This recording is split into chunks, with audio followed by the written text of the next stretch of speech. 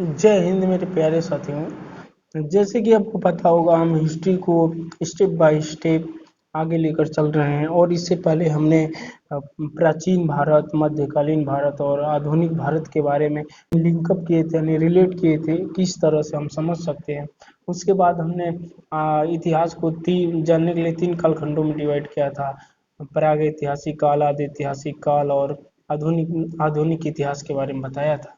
तो उसमें हमने इसको बताया था कि पूरा पाषाण काल, जैसे पाषाण काल को डिवाइड किया था, पूरा पाषाण काल, मध्य पाषाण काल, नव पाषाण काल, उसके बाद ताम्र पाषाण काल क्या होता है उसके बारे में मैंने बहुत अच्छे से समझाया है। पिछली वीडियो नहीं देखें तो प्लीज़ जाके देखिएगा। इसमें हम समझेंगे कि आदि ऐतिहासिक काल की शुरुआत होती है। तो आदि ऐतिहासिक काल की जो शुरुआत होती है उस काल में जैसे मेसोपोटामिया की सभ्यता हो गई, सिंधु घाटी सभ्यता हो गई। तो सिंधु घाटी सभ्यता जैसे सैंधव सभ्यता जो थी वो क्या थी, आदि ऐतिहासिक काल थी।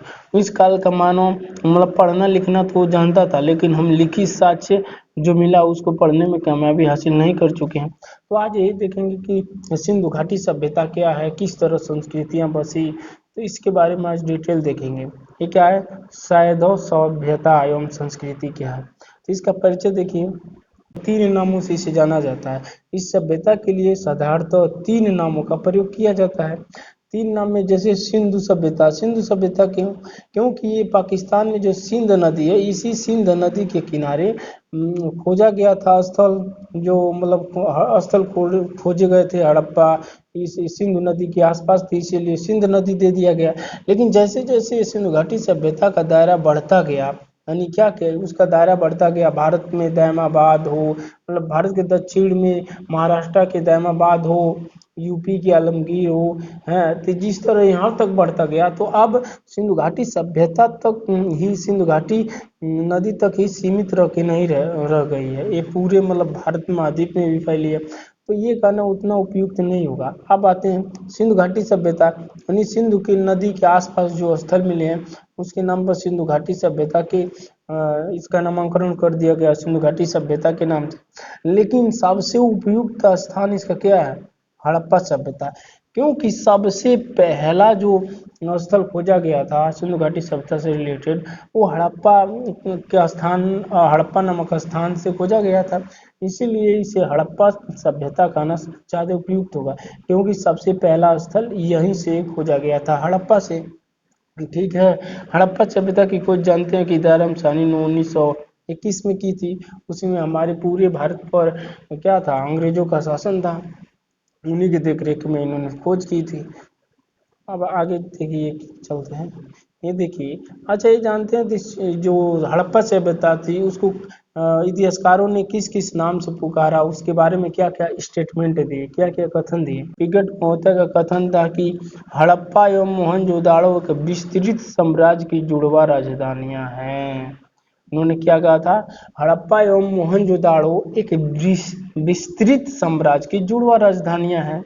उसके बाद एक और चीज इसके इतिहासकार आते हैं जॉन मार्शल। जॉन मार्शल कहते हैं कि सर्वप्रथम इस सभ्यता को सिंधु घाटी का नाम दिया गया, यानी सिंधु घाटी सभ्यता का नाम दिया गया। क्यों, क्योंकि ये सिंधु नदी के पास में जो स्थल था खोजा गया था, इसलिए इसे सिंधु घाटी सभ्यता नहीं सिंधु सभ्यता के नाम से पुकारा गया। अच्छा, इसका उपयुक्त समय क्या होता है, इतिहासकारों ने कैसे कार्बन 14 के माध्यम से पता लगाया कि इसका सबसे उपयुक्त तिथि क्या है, किस समय में फली फूली और विकसित हुई हड़प्पा सभ्यता। तो ये 2300 ईसा पूर्व से 1700 ईसा पूर्व के बीच में ये सभ्यता क्या हुई, फली फूली विकसित हुई। अब देखिए सर्वाधिक मान्य तिथि यही है। कई इतिहासकारों ने इसमें कई मतभेद है, लेकिन जो रेडियो कार्बन 14 की पद्धति द्वारा जो निर्धारित किया गया, यानी वैज्ञानिक तरीके से प्रूव किया गया है कि ये 2300 ईसा पूर्व से 1700 ईसा पूर्व के बीच में इसकी स्थिति इस स्थिति तक सिंधु घाटी सभ्यता फली फूली विकसित हुई।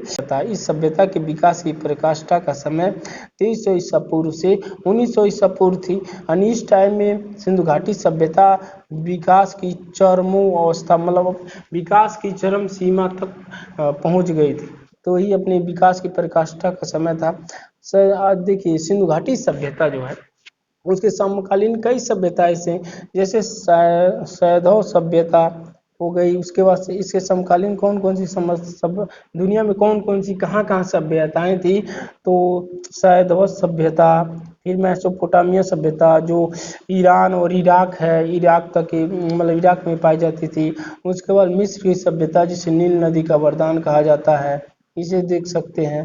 तो इन सभ्यताओं का संध्वत सभ्यता के साथ व्यापार होता था, ठीक ना। और इसी के समकालीन थी, तो इनसे व्यापार भी होता था। इसके लोथल में प्रमाण भी मिले हैं। सबसे प्राचीन बंदरगाह का प्रमाण भी मिला है, कहाँ से, गुजरात के लोथल से मिला है। इस चीज को पूरे डिटेल से जानेंगे, अभी इतना ही समझिए आप। अब इसका विस्तार देते हैं, सैंधव सभ्यता का विस्तार कहाँ कहाँ तक था। हाँ, सिंधु घाटी सभ्यता का विस्तार कहाँ कहाँ तक था, सैंधव सभ्यता का विस्तार। तो इसका विस्तार देखिए, पाकिस्तान सबसे पहला स्थल तो पाकिस्तान में ही खोजा गया। तो पाकिस्तान में कहाँ था, बलूचिस्तान प्रांत, पंजाब प्रांत और सिंध सिंध प्रांत है।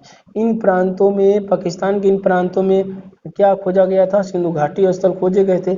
और भारत में देखेंगे अभी दायरा बढ़ता जा रहा है, बढ़ता जा रहा है नहीं, हमें जम्मू कश्मीर से लेकर के और महाराष्ट्र के दायमाबाद तक इसके प्रमाण मिल रहे हैं, खनन में मालूम हो रहे हैं। तो इससे हिंदुस्तान में सबसे ज़्यादा स्थल मिल रहे हैं। सिंधु घाटी सभ्यता तो भारतीय उपमहाद्वीप में ही फैली थी, यानी आप वो, ये तो पाकिस्तान 1947 में अलग हुआ ना, इससे पहले तो एक ही था। यानी देख सकते हैं इस समय वर्तमान में देखें तो सिंधु घाटी सभ्यता के स्थल पाकिस्तान और भारत, यानी दो देशों में फैले हुए हैं। सबसे ज़्यादा स्थल मिले हैं भारत में मिले हैं, ठीक है।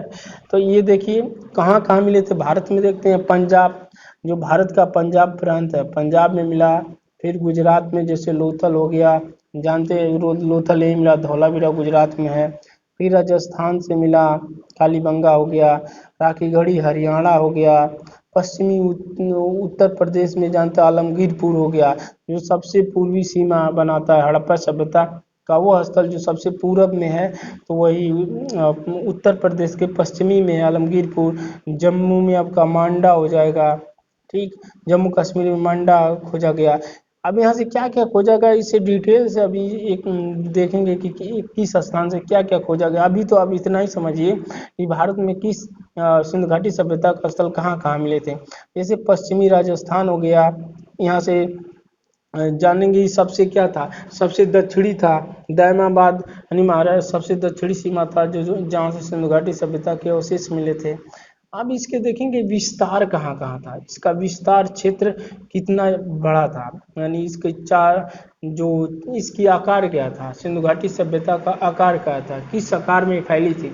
तो सिंधु घाटी सभ्यता का आकार त्रिभुजाकार था। आकार क्या था, त्रिभुजाकार था, यानी त्रिकोण की अवस्था में क्या थी, फैली हुई थी।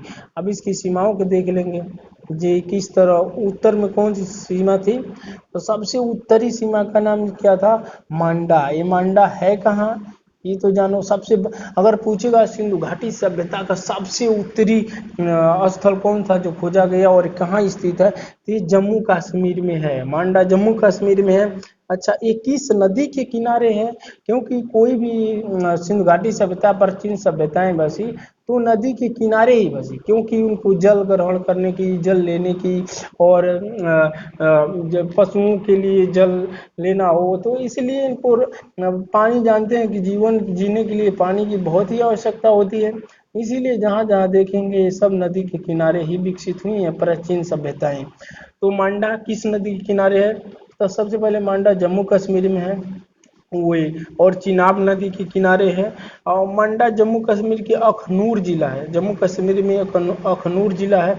उसी अखनूर जिला के मंडा नामक स्थान पर यहाँ सबसे उत्तरी सीमा पाई जाती है। नदी कौन थी, तो चिनाब नदी के किनारे बसी है सभ्यता। अब आते हैं पश्चिम में, आ जाते हैं पश्चिम में क्या है, सूतकांगे डोर। पश्चिम में क्या है, ये यहाँ पड़ेगा, पाकिस्तान में पड़ेगा सूतकांगे डोर। अच्छा, कौन सी नदी है यहाँ पर, तो नदी का नाम है दास्क नदी। दास्क नदी के किनारे सूतकांगे डोर है, जो इस समय पाकिस्तान का जो बलूचिस्तान प्रांत है, बलूचिस्तान प्रांत में क्या है, सूतकांगे डोर स्थित है। और ये नदी कौन सी है, तो दास्क नदी है, उसी के किनारे क्या है, बसा हुआ है सूतकांगे डोर। अब आते हैं अब आ जाते हैं हम, यहाँ से आ जाते हैं दक्षिण में। देखिए उत्तर में क्या है, उत्तर में तो मांडा हो गया जो किस नदी के किनारे है, चेनाब नदी के किनारे है, जम्मू कश्मीर अखनूर जिला। फिर आ जाते हैं उत्तर में, और दक्षिण हो गया, उत्तर में क्या है, दैमाबाद है। क्या है, दैमाबाद। दैमाबाद कहाँ है, दैमाबाद आपका महाराष्ट्र में है। और महाराष्ट्र में किस नदी के किनारे है, तो ये गोदावरी नदी के किनारे क्या है, दैमाबाद जो सिंधु घाटी सभ्यता स्थल है वो प्राप्त किया गया है। महाराष्ट्र में गोदावरी नदी के किनारे है, और ये अहमदनगर जिला है। महाराष्ट्र के अहमदनगर जिले में दैमाबाद पाया जाता है, और मतलब इसका सिंधु घाटी स्थल पाया गया है, और ये गोदावरी नदी के किनारे है। ये सिंधु घाटी सभ्यता का सबसे दक्षिणी स्थान हो जाएगा दैमाबाद, और ये हो जाएगा मांडा हो जाएगा उत्तरी स्थान। सिंधु घाटी सभ्यता का सबसे उत्तरी स्थान खोजा गया, तो ये क्या हो जाएगा, मांडा हो जाएगा। अब आते हैं आलमगीरपुर। आलमगीरपुर कहाँ है, आलमगीरपुर उत्तर प्रदेश में, जानते हैं ये मतलब पश्चिमी क्षेत्र है, यानी पश्चिमी क्षेत्र में, उत्तर प्रदेश के पश्चिमी क्षेत्र में ये पाया गया है आलमगीरपुर। ये कहाँ, मेरठ में है। मेरठ जिले में है, उत्तर प्रदेश के मेरठ जिले में आलमगीरपुर स्थित है। किस नदी के किनारे स्थित है, तो हिंडन नदी है, यानी उत्तर प्रदेश में बहती है हिंडन नदी, यानी पश्चिमी उत्तर प्रदेश के मेरठ जिले में हिंडन नदी बहती है। उसी हिंडन नदी के किनारे आलमगीरपुर स्थान पाया गया है, जो सिंधु घाटी सभ्यता का सबसे पूर्वी स्थल है। तो अब देखिए, भारत से सिंधु घाटी सभ्यता के 3 स्थान मिल जाएंगे आपको। एक क्या मिल जाएगा, मांडा जम्मू कश्मीर जो भारत में है, कौन सी है, चिनाब नदी के किनारे है। आलमगीरपुर उत्तर प्रदेश के मेरठ जिले में स्थित है, और आलमगीरपुर और हिंडन नदी के तट पर ये क्या है, मिला है स्थान। और उसके बाद दैमाबाद देख लेंगे। दैमाबाद भारत में ही कहाँ मिला है, महाराष्ट्र के किस जिले में मिला है, अहमदनगर जिले के दैमाबाद, गोदावरी नदी के तट पर मिला है दैमाबाद। और एक है पाकिस्तान, सबसे पश्चिमी सीमा की बात करें तो ये सुदकांगेड और पाकिस्तान के बलूचिस्तान प्रांत में मिला है। अगर नदी आपसे पूछ ले तो दास का नदी हो जाएगी, जो इसकी चौहद्दी है। मानो इसे जान लीजिए, इसके चारों स्थान कहाँ कहाँ मिले थे। अभी इसका दायरा जिस तरह बढ़ता जा रहा है, अभी इसमें और खोज की आवश्यकता है, क्योंकि इस पर और रिसर्च की आवश्यकता है। जो भी स्थल खोजे गए थे पहले अंग्रेजों के समय में खोजे गए थे, अंग्रेज उस समय, भारत के समय अंग्रेजों का गुलाम था, तो बहुत सारे ऐसे अवशेष मिले होंगे जो अंग्रेजों ने छिपाने की कोशिश की होगी। तो अभी और इस पर रिसर्च किया जाना बाकी, हो सकता है कि पूर्व में और विस्तार करे, दक्षिण में और विस्तार करे, और उत्तर में भी और विस्तार करे, ये पॉसिबिलिटी है। अभी तक फिलहाल यहाँ तक इसकी चौहद्दी है। इसके बाद हम ये देखने की कोशिश करेंगे कि इसका स्थान क्या क्या, कहाँ पर, ये देखें हड़प्पा सभ्यता। पहले स्थान देखते हैं, जो उत्खनन करता है कहाँ कहाँ से कौन सा स्थान मिला है। तो देखिए उत्खनन से इसके स्थल, हड़प्पा जानते हैं कि दयाराम साहनी ने इसकी खोज की थी 1921 में। हड़प्पा सभ्यता, मतलब हड़प्पा की खोज किसने की थी, दयाराम साहनी ने की थी। अच्छा, मोहनजोदाड़ो की खोज किसने की थी, मोहनजोदाड़ो की खोज की राखल दास बनर्जी 1922 में। ये 2 स्थान तो बहुत महत्वपूर्ण है। ये क्या है, दयाराम साहनी ने 1921 में हड़प्पा की खोज की थी, और मोहनजोदाड़ो की खोज, जिसे मृतकों का टीला यहाँ कहा जाता है, यहाँ से बहुत ज़्यादा संख्या में मिला है, तो ये किसने खोज की थी, इसे राखल दास बनर्जी ने की थी। और सारे स्थल और भी देख लीजिए, जैसे चौदड़ो कहाँ मिला है, चौदड़ो की खोज किसने की थी, तो एनजी मजूमदार ने किया था। एनजी मजूमदार ने चौदड़ो की खोज की थी। लोथल की खोज किसने की थी, तो SR राव ने की थी। लोथल जानते हैं, भारत के गुजरात में एक बंदरगाह थे, सबसे प्राचीन शिपयार्ड मिला था, यानी बंदरगाह मिला था गुजरात में। इसको डिटेल से देखेंगे, कब मिला, कहाँ मिला, इससे क्या अवशेष प्राप्त हुए। अभी तो ये जानिए कहाँ कहाँ मिला, ये इसको खोज किसने किया था, हाँ, ये क्या है, ये सारे सिंधु घाटी स्थल है। सिंधु घाटी सभ्यता के वो स्थल है जहाँ से हमें पुरातात्विक साक्ष्य मिले हैं। और इन साक्ष्यों की खोज किसने की थी, पुरातात्विक स्थल का उनका नाम है। जैसे कालीबंगा जो राजस्थान में, कालीबंगा की खोज किसने की थी, कमलानंद घोष ने की थी। बनावली की खोज किसने की थी, तो RS बिष्ट ने की थी। बनावली की खोज RS बिष्ट ने की थी। धौलावीरा, धौलावीरा किसने की थी, JP जोशी ने की थी। अभी जानते अभी इसको यूनेस्को की थी, यूनेस्को की विश्व धरोहर सूची में इसको शामिल कर लिया गया धौलावीरा। तो धौलावीरा JP जोशी ने की थी। अब आरोपण, रोपण की खोज किसने की थी, तो रोपण की खोज की थी बीबी लाल, बीबी लाल ने रोपण की खोज की थी। सूतकांगेडोर जो पाकिस्तान में है, सिंधु घाटी सभ्यता का सबसे पश्चिमी भाग है सूतकांगेडोर। सूतकांगेडोर की खोज किसने की थी, तो RL स्टाइन ने की थी। RL स्टाइन ने किसकी खोज की, सूतकांगेडोर की, जो पाकिस्तान में है, दस्क नदी के किनारे है, इसकी खोज की थी।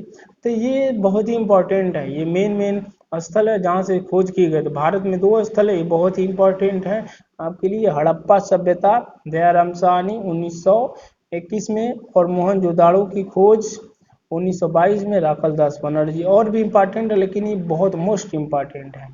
और आगे आप देखेंगे, आगे देखिए कि इसका जो था, इसका जो हड़प्पा स्थान था, हड़प्पा से क्या क्या चीज़ें मिली थी। हड़प्पा की खोज 1921 में दयाराम साहनी करते हैं। तो इससे क्या क्या साक्ष्य मिला, अब एक एक देखेंगे। जैसे हड़प्पा हो गया, मोहनजोदाड़ो, चौहदड़ो, लोथल, कालीबंगा, बनावली। तो यहाँ से देखेंगे जैसे धौलावीरा, रोपण, सूतकांगेडोर, कौन कौन से अवशेष मिले थे। तो हम इस स्थल के बारे में पहला स्थल क्या देख रहे हैं, पहला स्थल देख रहे हैं हड़प्पा, जो दयाराम साहनी ने 1921 में की थी। वहां से कौन कौन से पुरातात्विक साक्ष्य मिले हैं, उन साक्ष्य पर थोड़ा चर्चा करते हैं। जैसे ये हो गया हड़प्पा, हड़प्पा में क्या है, ये स्थल है, कौन कौन से साक्ष्य मिले थे हड़प्पा में, तो ये देख लीजिए। हड़प्पा, हड़प्पा की खोज 1921 में दयाराम साहनी करते हैं। यहाँ से कौन कौन से पुरातात्विक साक्ष्य मिले, जानते हैं सिंधु घाटी सभ्यता से जो भी साक्ष्य मिले, पुरातात्विक साक्ष्यों से हम जानकारियां प्राप्त कर सकते हैं। लिखित साक्ष्य कुछ मिले लेकिन उसे पढ़ने में कामयाबी नहीं मिलेगी, क्योंकि आदि ऐतिहासिक काल का मानव तो पढ़ा लिखा था, लेकिन क्या लिखता था उसकी लिपि को हम पढ़ पाने में असफल हैं। तो अभी जो हम पुरातात्विक साक्ष्यों से ही केवल अनुमान लगाएंगे, यहाँ तक तो ये प्रमाणित हो जाता है कि लिखे हुए ऊपर प्रमाण मिले हैं, लेकिन उसको हम पढ़ नहीं पाए। इससे हम मालूम होता है कि उस काल का मानव, सिंधु घाटी सभ्यता का मानव क्या था, पढ़ा लिखा था।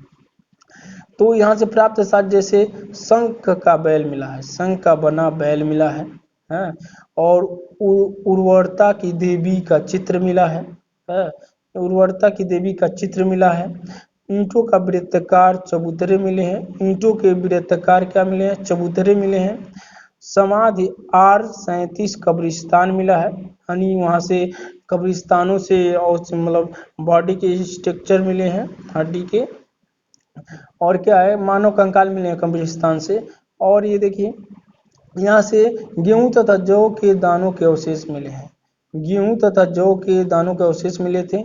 क्योंकि ये नगरीय व्यवस्था थी, यहाँ लोग कृषि से बहुत अच्छी तरह से परिचित थे। तो गेहूं और जौ के दानों के अवशेष मिले हैं, कहाँ से, हड़प्पा से। अच्छा, पीतल का बना हुआ इक्का मिला है, पीतल से बना हुआ क्या मिला है, इक्का मिला है, कहाँ से, हड़प्पा से मिला है। हड़प्पा की खोज जानते हैं दयाराम साहनी ने 1921 में करी।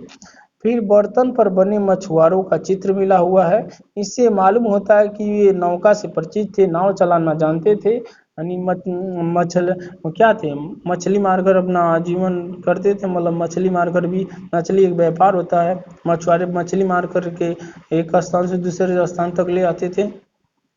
और मृतकों का टीला मिला है, यानी मृतकों का टीला नहीं, सॉरी, ये क्या है, दो टीलों के साक्ष्य मिले हैं। इन 2 टीलों के साथ एक पूर्वी टीला हो जाएगा और एक क्या हो जाएगा आपका, एक निचला टीला हो जाएगा। तो जो पूर्वी टीला है, तो पूर्वी टीला होगा, तो पूर्वी टीला क्या है, पूर्वी टीले में देखिए, पूर्वी टीला जो होगा, यहाँ से पूर्वी टीले में देखिए, यहाँ से 2 वर्ग था, एक पुरोहित था और एक व्यापारी हो जाएंगे, नगर के लोग हो जाएंगे, सैनिक हो जाएंगे, शिल्पकारी हो जाएंगे। तो ये कहाँ होंगे, ये पूर्वी टीले में क्या करेंगे, पूर्वी टीला जो क्या होगा, निचला टीला माना जाता है, पूर्वी टीला निचला टीला होगा।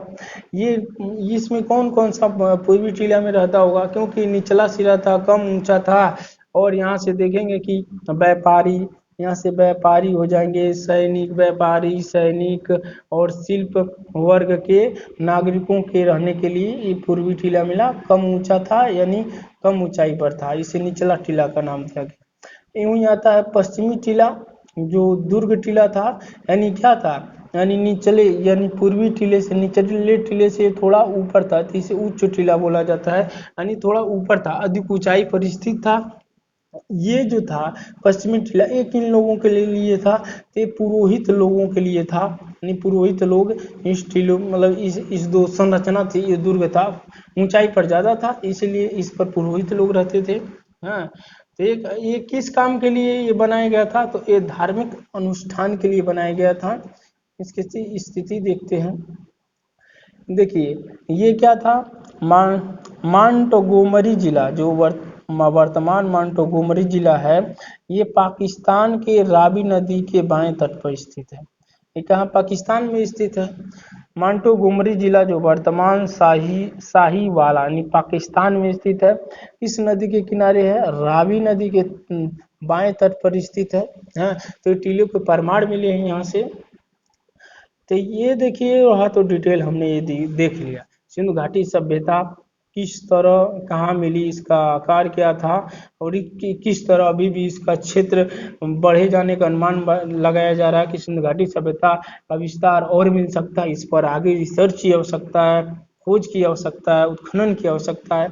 तो ये सिंधु घाटी सभ्यता हो गया। अब सिंधु घाटी सभ्यता के एक एक स्थलों को हम देखेंगे कि सिंधु घाटी सभ्यता जैसे हो गया, हड़प्पा हो गया, जैसे हड़प्पा में कौन कौन से अवशेष मिले तो अब देख लिए। फिर देखेंगे मोहनजोदाड़ो में क्या मिला, चौगुदड़ो से क्या मिला, लोथल से क्या मिलेगा, कालीबंगा से क्या मिलेगा जो राजस्थान में है। इसके एक एक स्थान को देखेंगे कि क्या क्या चीज़ें वहाँ से मिली है। हाँ, बनावली हो गया, धौलावीरा, रोपण, हाँ, यहाँ से क्या क्या चीज़ें मिली, इसको देखने का प्रयास करेंगे। तो मिलते हैं अगली वीडियो में, तब तक के लिए जय हिंद।